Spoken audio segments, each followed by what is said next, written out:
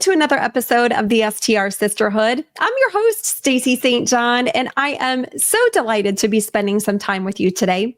Now, before we jump into this episode, I want to share a quote with you that I recently read that resonated with me. And it says, "I don't care who you are, how big you are, everybody always has something to learn." I couldn't agree more. Those wonderful words come to us from TV personality and Oprah's bestie, Gayle King. Now, in this episode, we are sitting down with Dawn Asher, an expert in experiential design, and she helps short-term rental owners and operators move beyond the ordinary and into the unforgettable. And we're talking about the science of guest experiences and what makes moments truly stick, how to design emotionally resonant touch points in your property, and why your short-term rental brand should feel like a memory in the making. I know you're going to love this conversation. So without further ado, let's jump into my convo with Dawn. So today we are here with Dawn Asher, and we are talking all about the science of marketing. Dawn, I am so excited to have this discussion with you. Thanks so much for being here. Thank you so much for the invite. It's so great to be here with you virtually and to have met you personally in person in real time back at that conference earlier this year. So Yes. So let's start off and have you share with our audience a little bit about who you are and what you do. Okay, great. Yeah.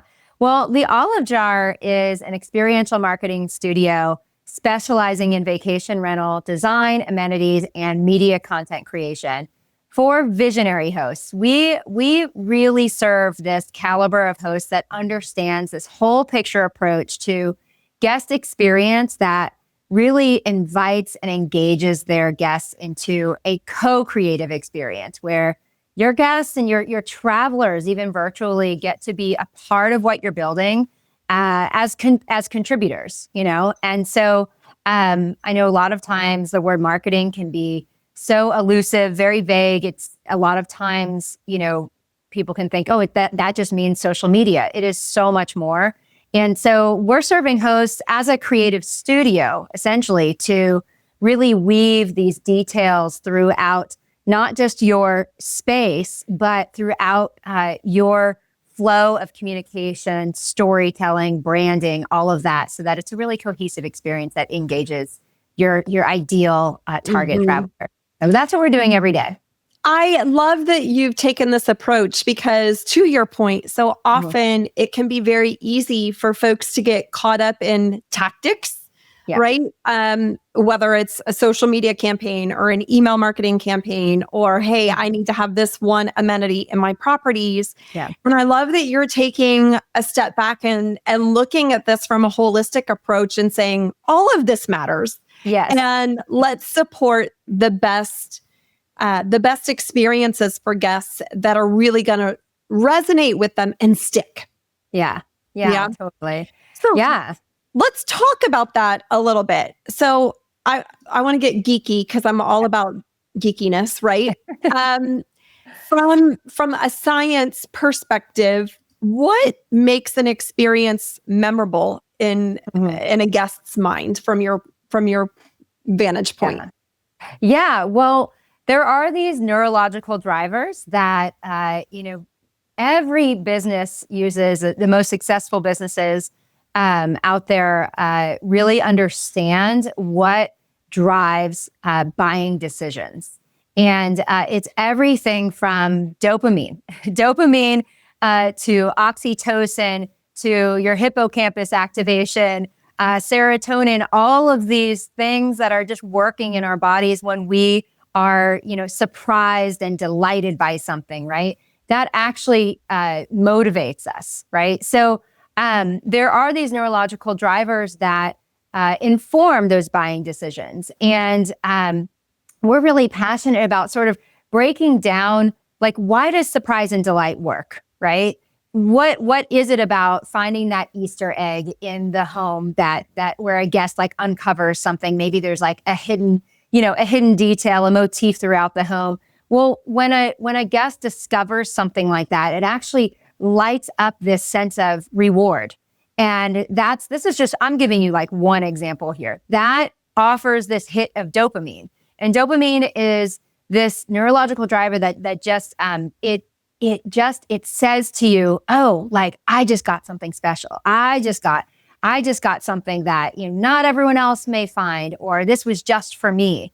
And when we make our guests feel that way, and genuinely, right, not to be used as a tactic, like you're saying, when details like that are woven into your experience, you are truly saying to your guests, hey, you matter and I see you, right? And so that's just one example. There are other neurological drivers like the hippocampus activation. When that's the part of your brain that tells you that you are safe, that where you are in your context, in the context of wherever you are safe. And the things that make you feel safe are moments that you understand, you're familiar with, that you can count on. So this is an area of hosting that I think a lot of hosts forget about, where they forget that your guest really does want to know you. They really do. Even not every guest may want to know all of your personal life or anything like that. I mean, they want to know whether you can be trusted. And so we do encourage hosts to use creative ways of building that trust with your traveler.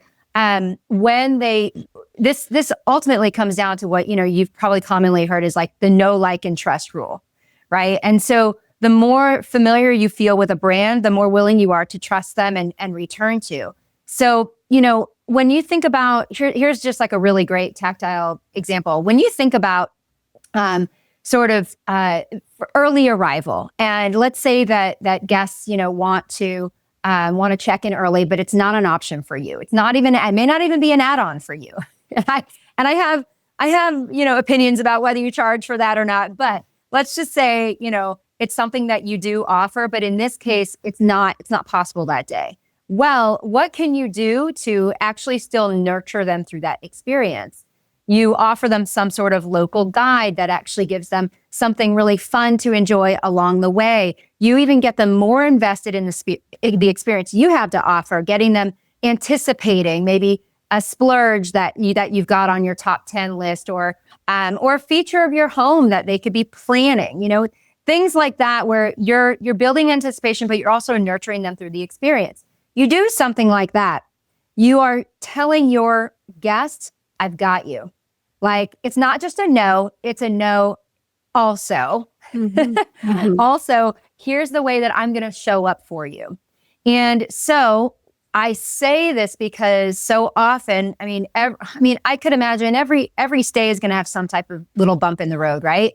The more that you do to build that trust with your traveler, when those bumps come, there is going to be less friction, right? Because this guest knows, well, they're going to take care of me. When you step into a property and, the hot tub isn't working, it's so much easier if you don't know this host at all and know how they operate. It's going to be much easier to think, oh, I bet they're not even going to do anything about it, or what will they, or I need to ask for a refund or whatever. But if you've been nurturing that relationship long before they arrive, you're activating that hippocampus to tell them you're safe. I've got you. I'm going to get this taken care of. Yeah. And in the rare event that that hot tub doesn't get taken care of, well, you've done everything else 360 in every other direction, that it still makes them feel, that they've been taken care of and they're safe and they've gotten what they paid for, and, all of these things. So that's just another example of, how those things just literally inside our body, how our minds operate and inform the way that we can then go about creating and ideating these really creative guest touch points. Yeah. So that's just a couple. Yeah. I love that. That's so fun. And, you talk about the element of surprise and delight and wowing people. Back in the early days of my career when I was in corporate, and I was on the sales and account management teams, I went through all kinds of training about the power of wow. Why we want to wow. They talked about as our clients, but I still utilize that today as far as how to wow our guests. reviews. And so often I feel like it has been talked about in this industry that the best way to get 5-star reviews is buying high thread count sheets and fluffy towels. And I think it's the biggest line of baloney that was ever delivered, because that is not, in my opinion, the best way to get 5-star reviews. We have to actually provide 5-star service to our guests, and the rest will follow. Right. Would you agree? Yes, absolutely. And, I've really been thinking about this a lot, actually. And like, I hope I don't sort of illegitimize myself as a designer, but I actually think not every property has to be luxury design. I think that like there are travelers who will experience luxury in the way that you take care of them. Like luxury is not a status. It's not a material. It's actually how well you're taken care of. And so there are travelers who don't prioritize, this a higher end or trending design. That's okay. Like you can still meet them with a really curated stay that is just their style. And that's why it's so important to know what is their style, what is their language. And ultimately, if you can find out, if you can unlock what that language is with your ideal guest, and that's in the work of branding, like really deep work of branding, then you don't need those thread counts. You need a curated experience that invites them into something that's that engaging and that special. Yeah. And even I think about, I'm actually working with a client right now in Maryland, and this area of Maryland gets a lot of precipitation. I was just there for our first on-site like a week ago, and a day and a half of our time there was rain. And I was like, oh yes, I get to experience the property, all the different weather. So I like know what is the character of this home in all the different seasons. And and so one of the things that we're going to be doing is developing a rainy day guide. What is it that makes this place so special, even on a rainy day? And I'm not talking about, again, details that are going to rack up, the budget for this client. It's going to be things like actually go out for a drive, go check out the Deep Creek State Park. It's perfect in the rain. Like you're actually under the cover of the trees. Open the windows, put your hand out safely, and feel the rain on your skin. I mean, those are the moments that are just memorable. I mean, it's like seeing fireflies on a summer night. Those things that just like hit right to the core, right at the heart, right. So it doesn't have to all be, trending design all the time with your property. It just depends on what that guest is looking for. Yeah. Yeah. Well, you mentioned a few minutes ago about the deep branding work and really understanding, what is going to resonate with an ideal guest. I think that this is an area where I see people feeling challenged.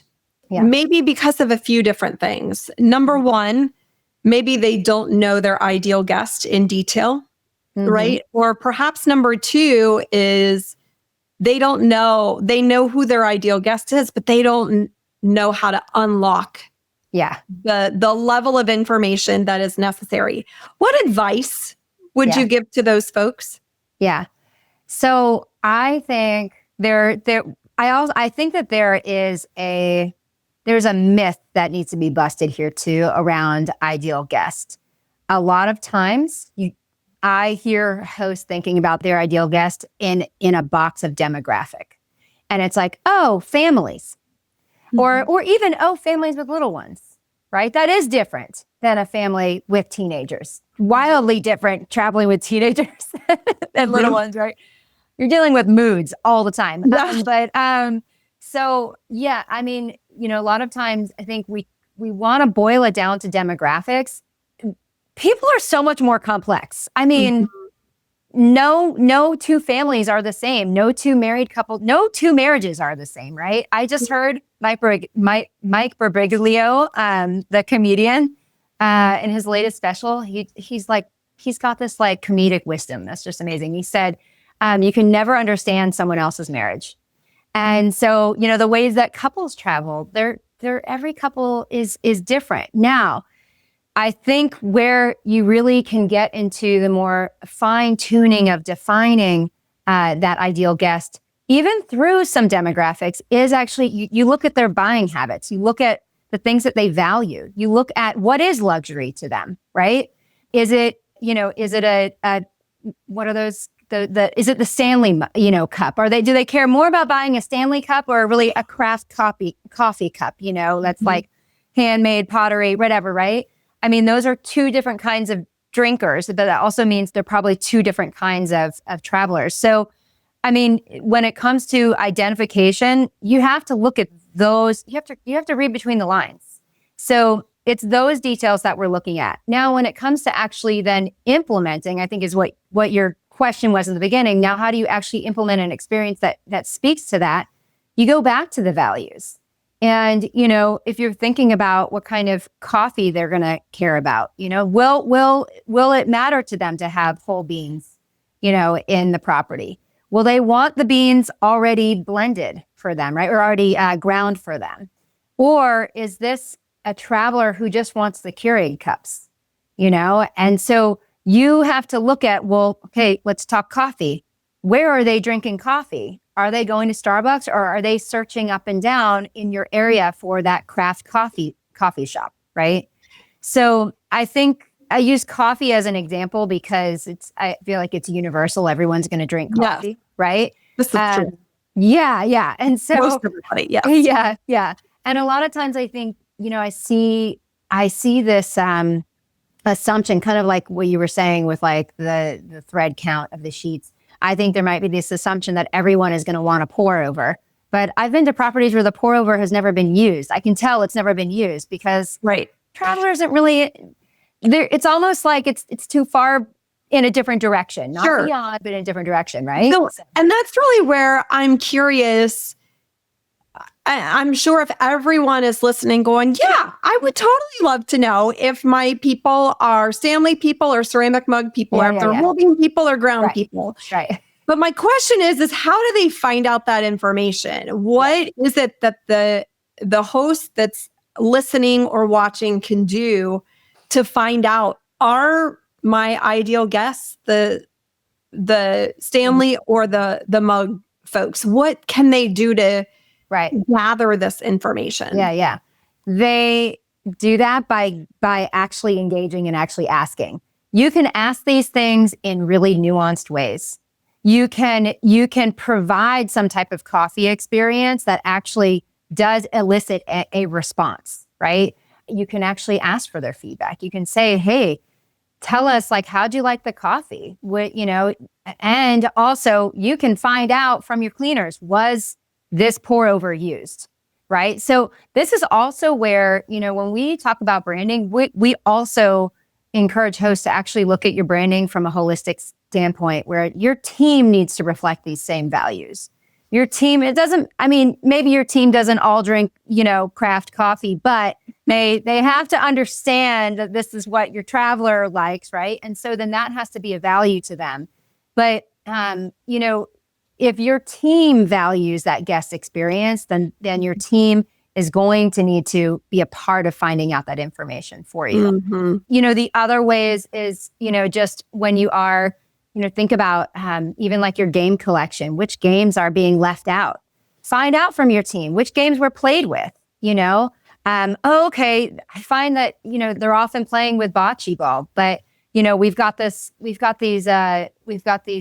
cornholes that are they're not being used. Okay, then strike them. That means that, they might be a game player that's like a little more evolved, and maybe we try something a little bit more creative. I think it is a lot of trial and error. However, when we go into it with clients, we're not necessarily just saying, here's what our current guest likes, let's go with what they want. We're saying, let's create the ideal guest, and now we're going to go after them. And here's how we will attract them. Because most of the time, whatever you are doing, if you're coming to us, it's because something's not working. So we're not just going to try to work with what you have and fit, a square peg into a round hole, or whatever that is, the other way around. Anyway, we're not just going to try to work with what you have. We're going to say, let's let's start from a blank slate and say, well, who do you want to attract? What would light you up, right? What would make you excited? What type of traveler would make you excited to serve, right? Now we're going to go after that traveler. So it's almost like you have to sort of reverse engineer this sometimes. It's no, this is what I want to create, and now I'm going to go after that traveler, and here's how I'll do it, right? And so I love this, and I am totally going to play devil's advocate for a hot minute, and I would love for you to help us peel back the layers a bit, because I would venture to say that a lot of women who are listening to this episode right now are going, the type of traveler that lights me up is the type of traveler who pays what I want them to pay. Right? Yeah. And quite candidly, whether it's a whole bean drinker or a coffee grounds drinker, like, it doesn't matter to them. They need their bookings to be rolling in. So if someone doesn't have this emotional passion for serving a certain type of, quote, ideal guest or individual, how do they dive in and peel back the layers to go, okay, for my property, this is the right type of person I should be marketing to? Does that make sense? Yeah, it sounds like an alignment issue, you know? It's like, okay, if you're in this business, you have to invest yourself personally. You have to care about that traveler that you're serving. And if you don't, you will keep hitting this wall.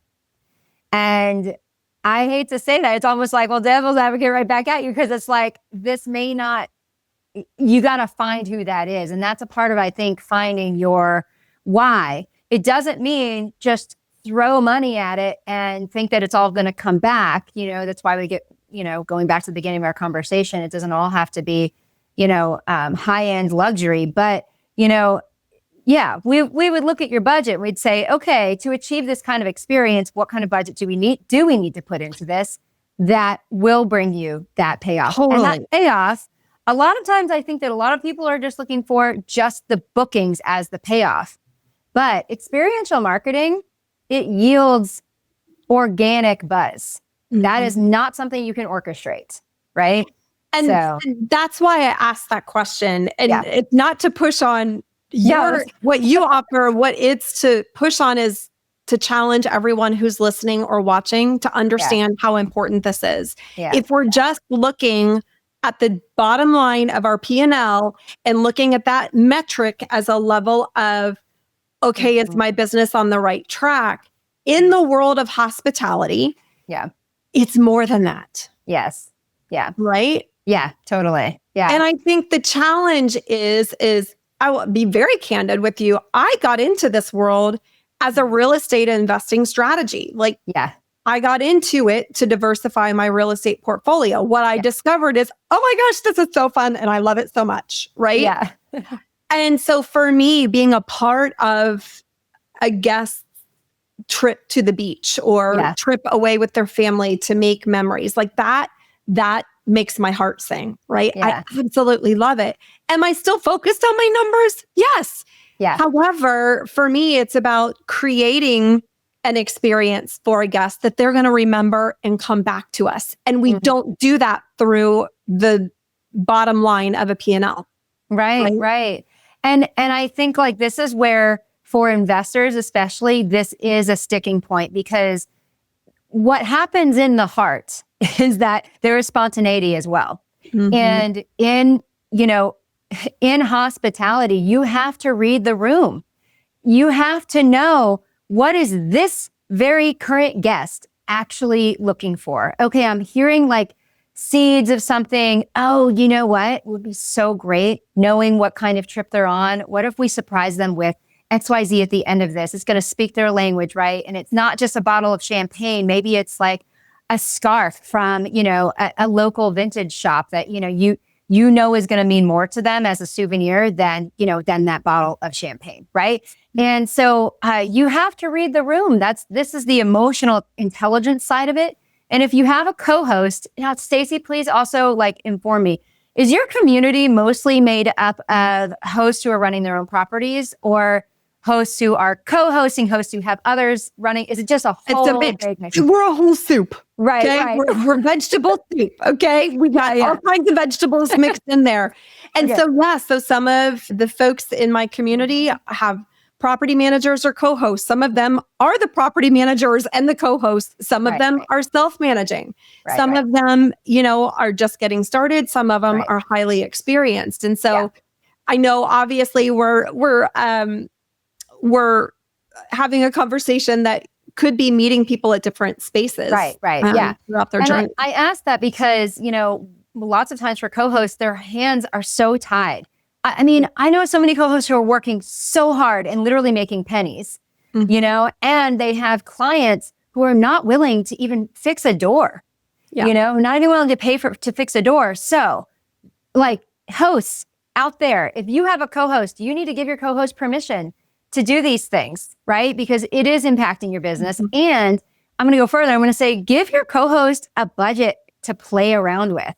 What are those special gifts, right? Because if they can't be the hospitable host, if they can't be that same kind of host that's going to be able to, if you don't empower them to use their emotional intelligence, then you are leaving money on the table. Because then they cannot even act in their strengths and what they're even here to do for you. And I think a lot about boutique hotels, and I even wrote a blog on hotels recently, and sort of I list three key markers of boutique hotels that I believe STR hosts should be, weaving into their businesses every day, right? Sort of signatures, right, of a boutique hotel. What I think differentiates us from hotels that they don't have on us is that hotels are really about exclusivity and image.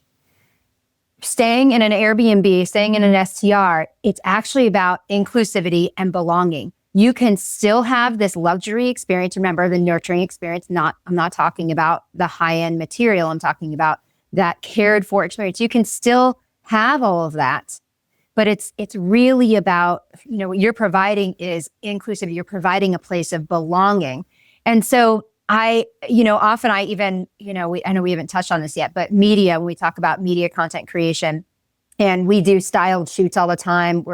Think of us as like your creative director working with a photographer, videographer.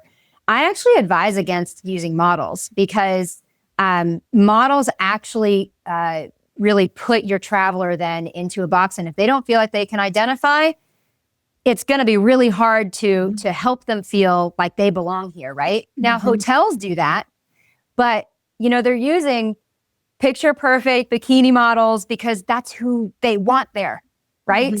And so, and I'm not saying every hotel doesn't care about you. I'm not at all saying that, but I'm saying there is definitely a differentiation between that inclusivity, belonging, and this exclusivity image aspect of it. And so, you have to, that is what your traveler is coming for. They are coming to feel a sense of belonging in your place. So if you aren't delivering that in the details like we're talking about, then you are missing an opportunity, and it will be difficult for your business to grow because there won't be the organic buzz, you know? So, hey girl, if you've ever thought about taking back control from Airbnb, you're not alone. And Lodgify is the tool to do it. Did you know that with Lodgify, you can create your own stunning direct booking website, manage everything from guest communication to payments all in one place, and finally say goodbye to the high OTA fees? Now, here's the best part. STR Sisterhood listeners, you get 20% off all yearly plans, plus free personalized onboarding that's worth over $3,000. Just use code STRSH20 and start building your business your way. I think it's really interesting that you point out inclusivity, and travelers are coming to these properties because they want to feel like they belong. I'm going to take it a step further. They want to feel like they're at home, even though they're not. I know. Yeah. Right. And so I want to go back to, again, I want to touch on our earlier part of this discussion where it's like, how can people find out whether they're a coffee grounds or coffee bean person? Would you recommend people are putting polls up on social media? Would you recommend people are surveying their past guests? Like what tactical things can people walk away from this and go, oh, I can do that right now. That will help me create more sticky, memorable experiences for my guests. Right. Yeah. A lot of times we don't talk a lot about the nurturing portion of the guest journey. And it really is staying in touch with them afterwards. Like if you aren't using email marketing, I mean, you really are, and you're missing an opportunity to engage. One of the things that, I would highly recommend is starting your newsletter, not to just tell them about when a calendar date has reopened, or not to tell them about, just to actually advertise. That post checkout, the moment your guests check out, is the beginning of your opportunity to nurture that relationship and to continue investing in them. And you may be thinking like, well, why would I invest with them if they're not investing in them, if like they're not paying for another booking? Who knows? Like they may never book again, not just because they didn't like their stay, but because they've had bucket lists. They got to travel the world, and like not everyone is going to the same place every year. That's just the reality, right? But what are you doing to invest in them, in their everyday, and their travel that they have, mapped out for them? Is it travel tips? If you know that, these are adventure seekers, well, maybe you're giving them, your own top 10 list of mountains to climb, right? And giving them inspiration for their travel, or their families. Here are some travel hacks for traveling with babies. The best thing, my gosh, like if you're hosting on a beach, taking kids to the beach, it is a task. And one of the biggest hacks I ever received was baby powder. Have you ever brought baby powder to the beach? No, but I want to know these things now. Okay, yes. So, when you are trying to get sand off your body and it's caked on and you want to get changed, you want to get into the car and you don't want to feel like all that like yucky sand all over you, baby powder. Put baby powder all over and it wipes off, the sand like wipes off like in an instant. What? Yes. Yeah. Who knew? This is what we do with our kids. We go to the beach, we wipe it all off with baby powder, right? Well, like give those hacks to your guests, equip them. And that's not just to get them booked. It's just to enhance their life, right? And so you're finding out, to again, answer your question, you're finding out by investing in them. If they are staying on your email list, they may not respond. People are too busy, right? But if they are not unsubscribing, they're sticking. Something is keeping them from unsubscribing. That's all you need to know. And if you are not getting a constant waterfall of unsubscribers, it means you're giving them content that means something. So that's really, that's really interesting. Now I feel like I need to do a full deep dive on baby powder because I have for 5 years and never knew this before. So thank you for bringing that to me. You could put it in your property even. There you go. And then then the logistical part of me is like, oh, people are going to spill the baby powder everywhere. And then they're, anyway, I'm not going to go there. Now, the other way that I'm curious for people to get travel tips or hacks is to Google them, like be proactive around what is swirling on the internet as far as travel hacks. You can repurpose that blog from another source and share your own opinions about this. I could find a baby powder blog and share my own opinion about baby powder. The most underused tool in hosting. You want to know what it is? What is it? It's Pinterest. If we aren't building our own Pinterest boards and sharing those with our guests, it just, to me, it seems like a no-brainer. Though it's already been done for you. You can link people to those blogs. You can start blogging. It's a lot of work. It is. If you are a writer, if you have that capacity, you can start writing your own blogs and getting those onto Pinterest, and you get more visibility that way. It's just an SEO engine.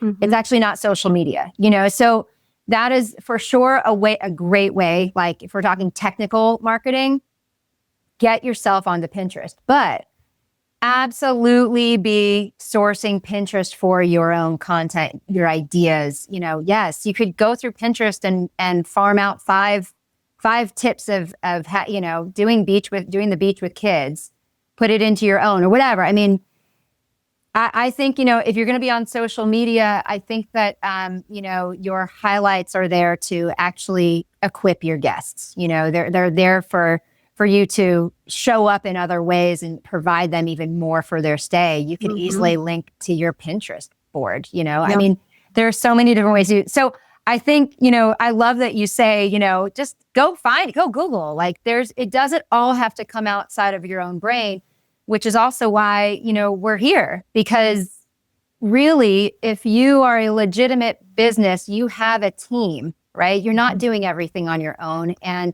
you need ideas. Now, yes, you can Google and you can get on Pinterest, but some of that, the customized work, the branding guide work, the things that are really going to give you a very clear direction and how to show up in those details, I don't think that that's going to come from nowhere. That's not going to come from Googling. That's not going to come from ChatGPT, because ChatGPT is just going to recycle what's already out there. And what you need to create is something that nobody's seen before, right? Yeah.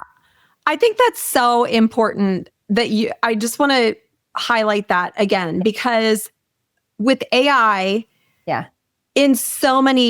utilized in so many different ways within business, which is awesome. And I use it too. So I'm not saying don't use AI. Yeah, I heard your journey episode, by the way. Yeah. Love it. And so what is really important is what Dawn just said, is that AI is going to give you everything that's already swirling around the internet.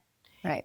What you need to do when you're developing your own brand and how people are going to remember you is to be different than what's already swirling out there. Right. Correct me if I'm wrong. No, that's right. What you can do is you can take a branding guide that you have built that really tells, now, I mean, branding guides can just have like bullet points, but the way that we do them, it's actually a real narrative. It's a story that we write. You could literally drop that into ChatGPT and say, hey, I would like to, form a welcome message that reflects my voice, the voice of my brand. Here's the voice of my brand.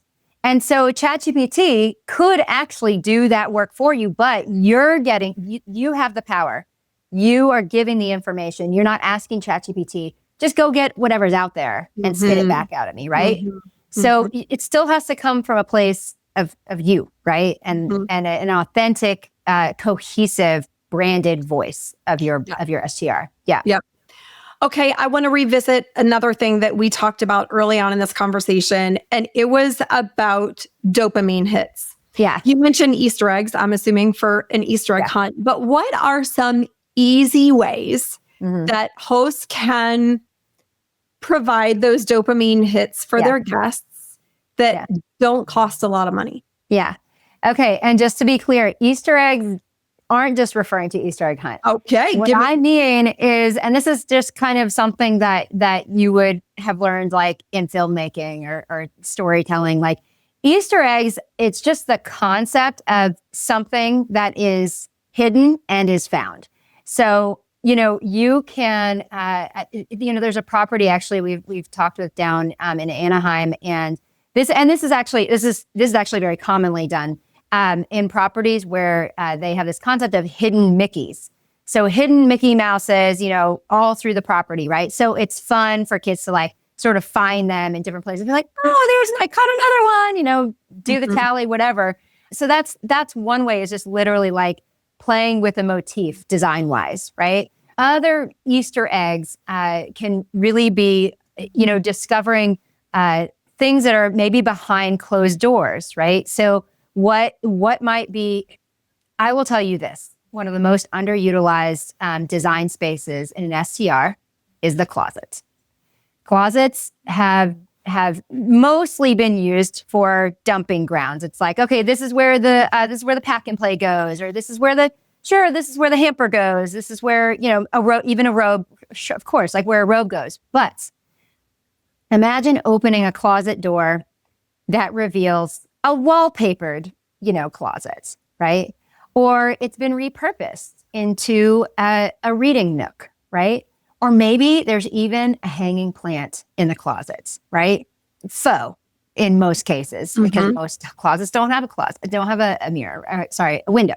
Like, blah, blah, blah. But imagine opening that door and just like, oh my gosh, there's this whole other mini world inside the closet.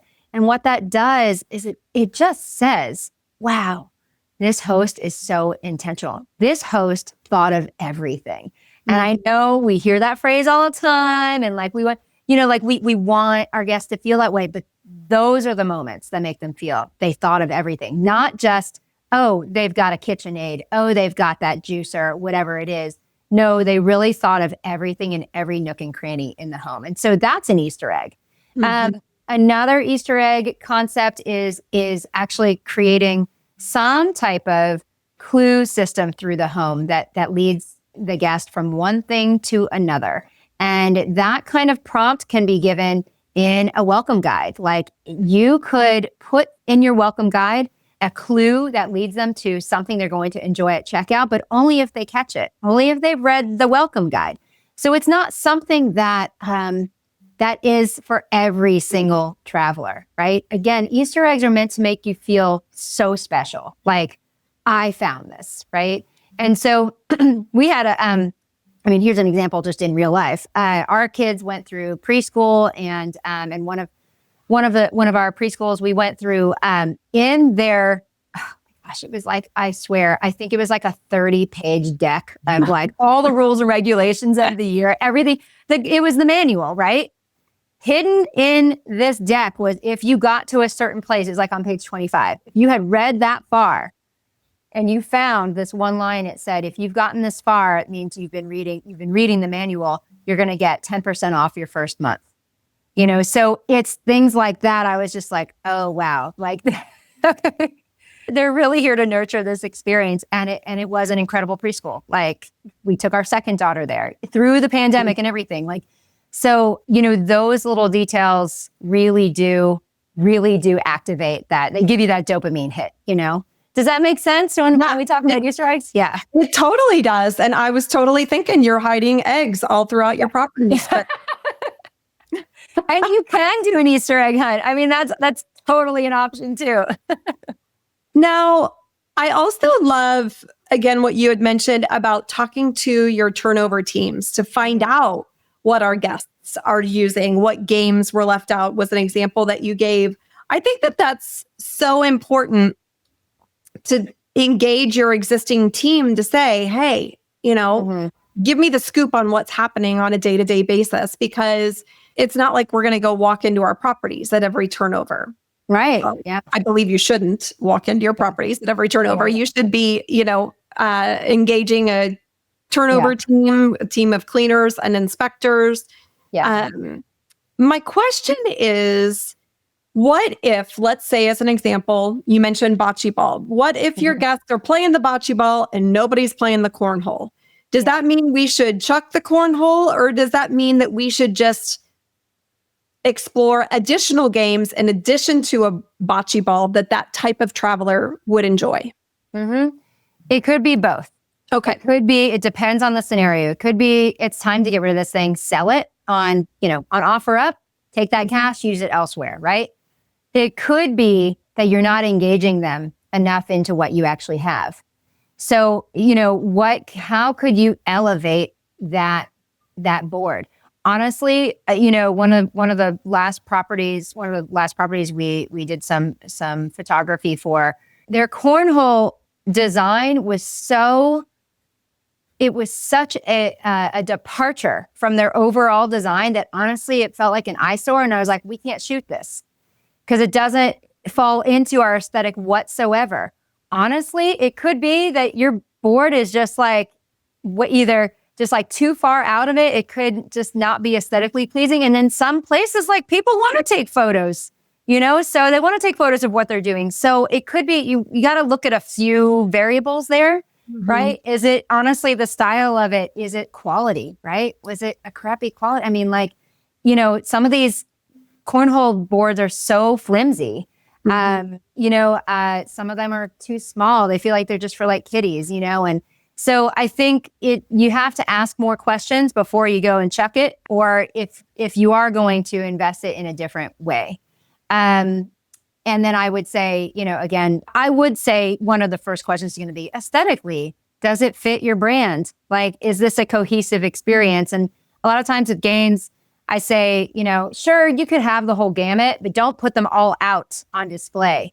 Yeah. Only put them on display if they actually fit your aesthetic and they don't become like, sometimes there are games that are just like, it's like 25, 50 games. It looks like clutter, like we still need to provide a more, a stylistically organized space, right? We don't want it to look like, oh, here we're giving you everything, but it's a mess, Right.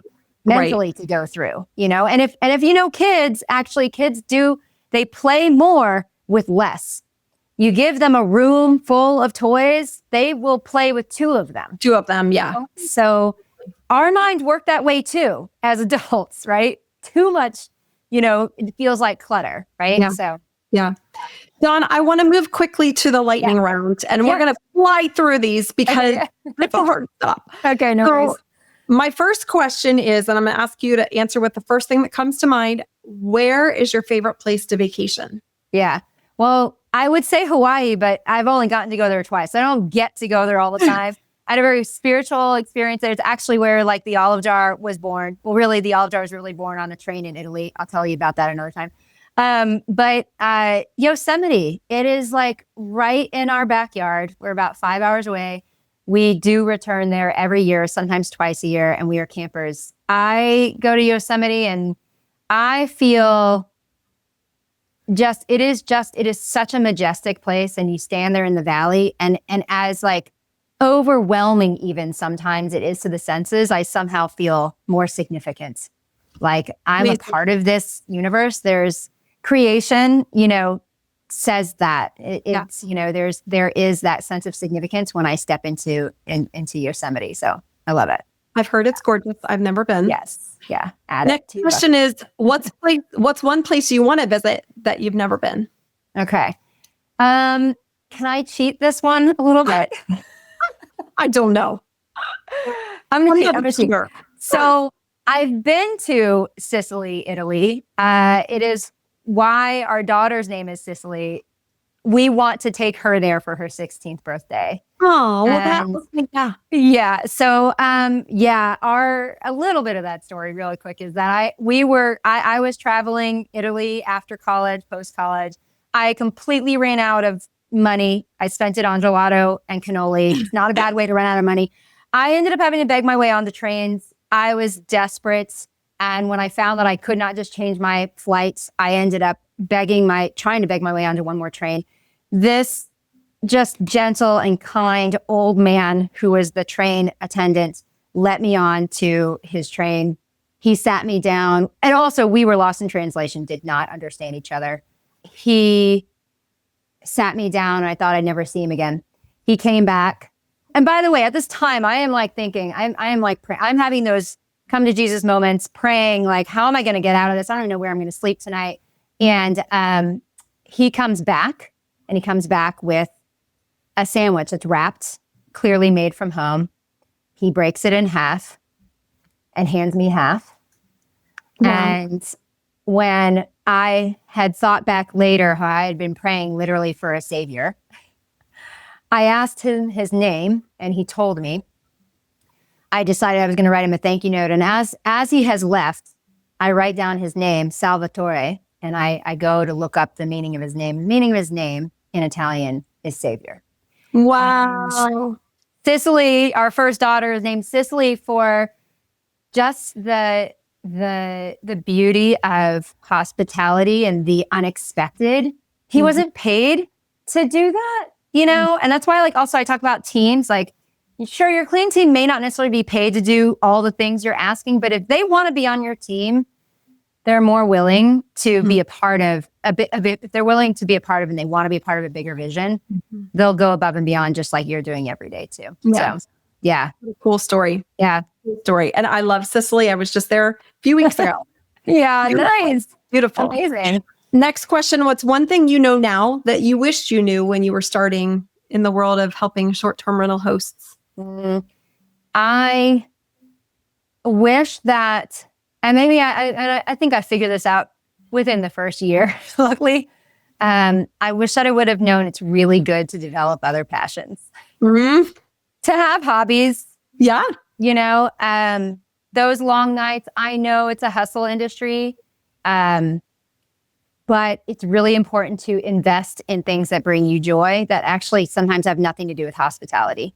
Amen, sister. So, Amen. Yeah.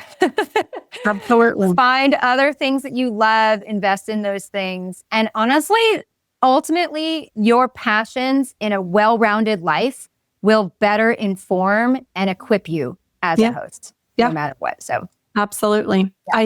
Singing is my life outside of short-term rentals and coaching. And I didn't know that. That's so cool. Yeah. So I sing competitively, and it's so fun. Yeah, That's love awesome. it. Okay, next question. What's the best piece of advice you've ever been given? Yeah, I won't break the rule in this one. I will give you one. The only thing more powerful than the thing that you have lost is the Spirit of God living in you. And I know that we are very much living in very uncertain times. We are riding in the wake of an unimaginable flood in Texas, right? Mm-hmm. Immense loss. Our family just came out of and are still recovering from the wildfires in Los Angeles. And I think that it's just so easy to get so hyper-focused on the losses. Mm-hmm. And if we're talking about business, it's really easy to let that just marinate in those losses. But I think it really comes down to the pivots that we make in the story that we tell, what we choose to tell out of our losses. And it doesn't mean we don't get to grieve, because that's an important part of any loss. But it does mean that now it becomes a part of the fabric of your story, and your story becomes that much more rich and full for someone else to glean from, you know.